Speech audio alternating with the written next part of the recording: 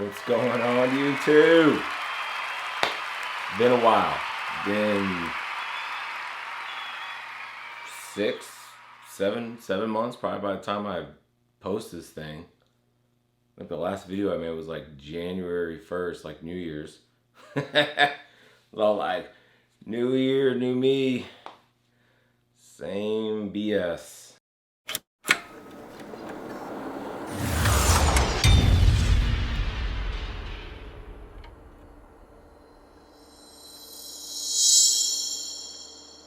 I had this whole idea in my head that I was gonna create a video series that would show more of Easter eggs of how I learn. If you go back to that video, how I learn is, don't take off too much at one time. Just little itty bitty pieces, little itty chunks, like learn something, just one little thing, and then another thing, and then another thing, and then another thing. So I was gonna do Easter eggs about like doing YouTube videos, how like the first video I shot was like terrible. It was like zoomed in too far. I didn't know what I was doing, but hey, I shot it. For 22 was gonna be just every video was gonna get a little bit better. Like that first video, I think I was just using like my lamp right here behind me. Didn't have any of my other studio lights or anything. Didn't have my microphone. I think I was using my computer microphone at best. And I was like, okay, so I'll shoot that video. And then the next video I'll do lighting. And then the video after that, I'll do some sound. And then the video after that, maybe I'll do like some cool like lower thirds or something. And then the video after that, I'll add, B-roll, or it was just gonna be, build and build and build and build. And then at the end of the year, have you looked at the last 12 videos? Have you noticed how they progressively got better and better and better?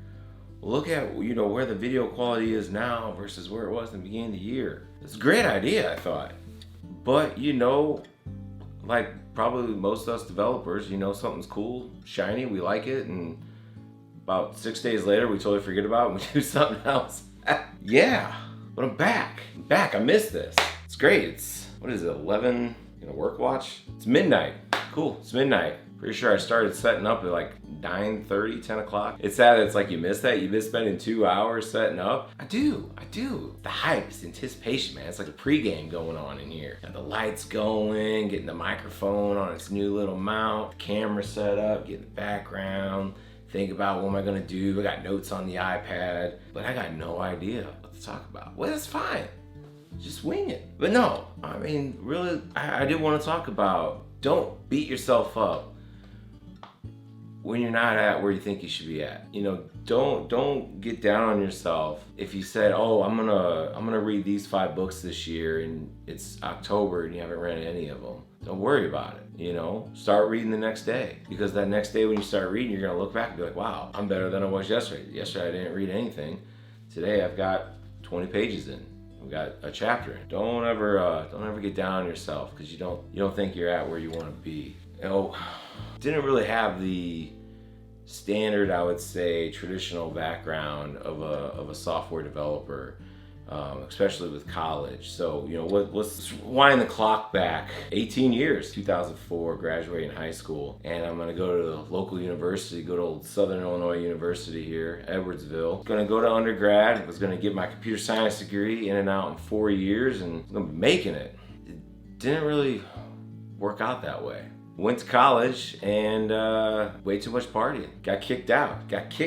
Year and a half, got kicked out. My last semester when I got kicked out, I had a 0.67 GPA. I'm moving back home. I'm gonna go to the community college. I'm gonna get my life in order. And I didn't get my life in order right away. It took a little time. It took 5 years at the community college. First semester kind of was like, still kind of in the party mode, didn't really get good. And then the next semester stayed around the same, and it just stayed the same. And just kind of went down. It never really got better. And I was like, maybe I don't need school. Started dating my wife, at the time, and she was going places. School was a job to her. Her job was school. So, she kind of set me straight.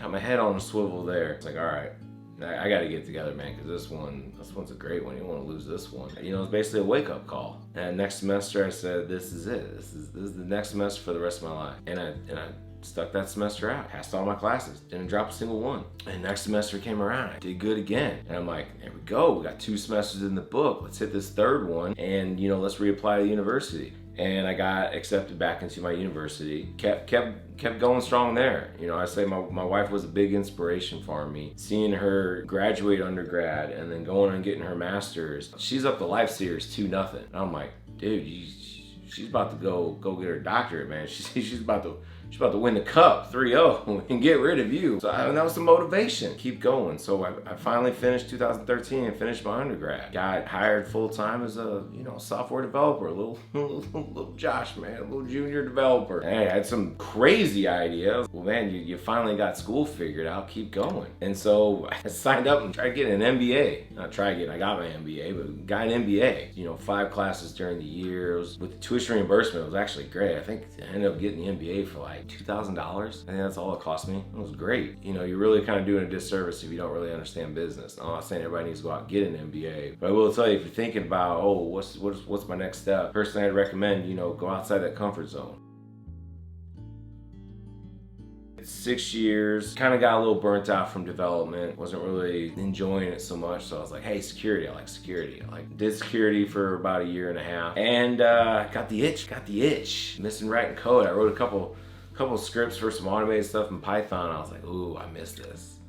I miss just writing some code. I just love it. I made a decision. I was like, hey, I think it's time to break loose. I think it's time to, spread my wings. This place was great. Gave me my career, learned a lot of things on and off the keyboard. You learn things on and off the court. And so ready to spread my wings. And that's where I arrived at the company I am today, being a consultant. So that was probably the longest non-detailed version of how I got here. But the whole point of the whole thing was, it took 9 years to get through school, another couple years to get an MBA. I'm still not where I want to be. Still want to keep going. I'm not settling. Still not taking any breaks. If you went back to 2004 Josh and said, hey, where do you think you're going to be in 2022? Who knows what that kid would have said. He probably would have thought, man, I'm going to be running my own company or something, or I'm going to have this and that and all.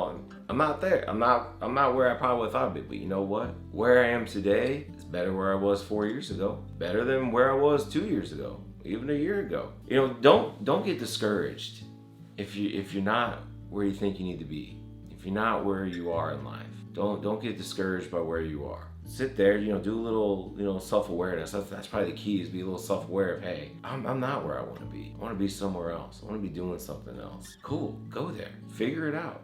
Make a plan. It could be a 1-year plan. It could be a 5-year plan. It could be a 5-day plan. Life's real bad. It could be a 5-hour plan.